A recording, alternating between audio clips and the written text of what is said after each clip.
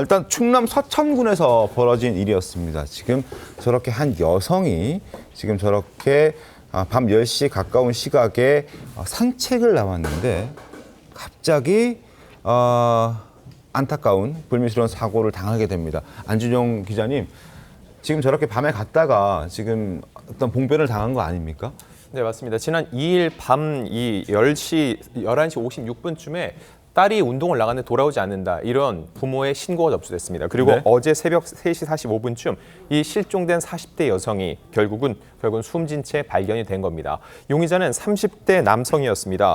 이 남성, 돈을 잃고 스트레스를 받았다는 이유로 지나가다가 만난 이 40대 여성, 일면식도 없었는데 이렇게 무참히 공격을 해왔던 겁니다. 이 흉기를 맨 처음부터 소지하고 있었던 점들 때문에 이 남성이 어떻게 미리 준비한 게 아닌지 계획범죄에 대한 얘기도 나오고 있는 상황이고요. 또 하나 중요한 건 뭐냐면은 이곳이 서천 읍내와 그리 멀지 않은 곳인데 중요한 거는 네. 인근의 방범용 폐쇄회로, 즉 CCTV가 없었다는 겁니다. 이 사람이 그것까지도 인지하고 범행을 저지른 게 아닌지도 경찰이 들여다봐야 될 부분이고요.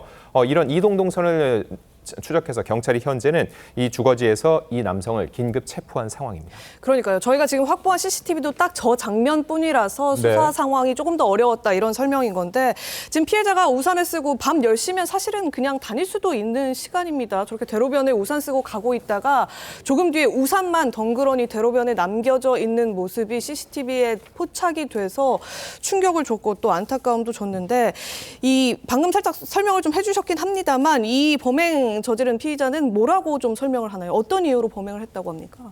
일단 어떤 범행이 벌어졌을 때 그 동기가 중요하잖아요. 네. 본인이 최근에 사기를 당해 돈을 잃었다는 거죠. 너무 큰 스트레스를 받은 나머지 이 여성을 보자마자 범행을 저질렀다고 하는데 즉 이 여성과는 어떤 원한 관계도 없고 아무런 인과관계가 없다는 겁니다. 소위 말하는 묻지마 범죄라고 할 수 있는데 네. 하지만 무조건 묻지마 범죄라고 볼 수는 없는 게 이 남성이 원래 흉기를 소지하고 있었다는 점. 이거 역시 계획범죄에 무게를 둘 수 있는 부분이고요. 또 하나 중요한 건 뭐냐면은 여성인을 상대로 했다는 겁니다.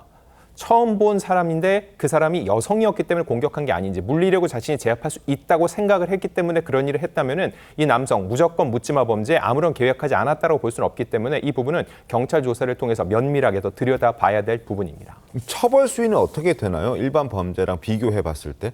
일단 이 살인죄 같은 경우는 형법 250조를 보면은요 사형 무기 또는 5년 이상의 징역에 처해지게 됐는데 네. 공기를 중요시 봅니다. 대법원 양형위원회 보면은요 참작할 게 있으면 4년에서 6년 정도인데 이 묻지마 범죄에 대해서는 사실 현재 국회 본회의에서도 처벌을 강화하는 개정안이 진행 중인데 현재는 이 비난 동기 범죄를 보고 있습니다. 무작위 범죄 같은 경우는요 10년에서 16년형이 처해지고요 여기서 가중 요소가 더해진다. 그 경우 18년 이상 더 나아가서 무기에 처할 수 있을 정도로 무겁게 처벌을 하고 있는 상황입니다. 알겠습니다. 예, 정말 이유가 없는 범죄잖아요. 그렇죠. 이제 갑자기 길 가다가 범죄라고 하기도 하죠. 제가 돈이 없다라고 해서 사람을 살해를 했다는 건데 정말 끔찍한 일이 아닐 수 없어 보입니다.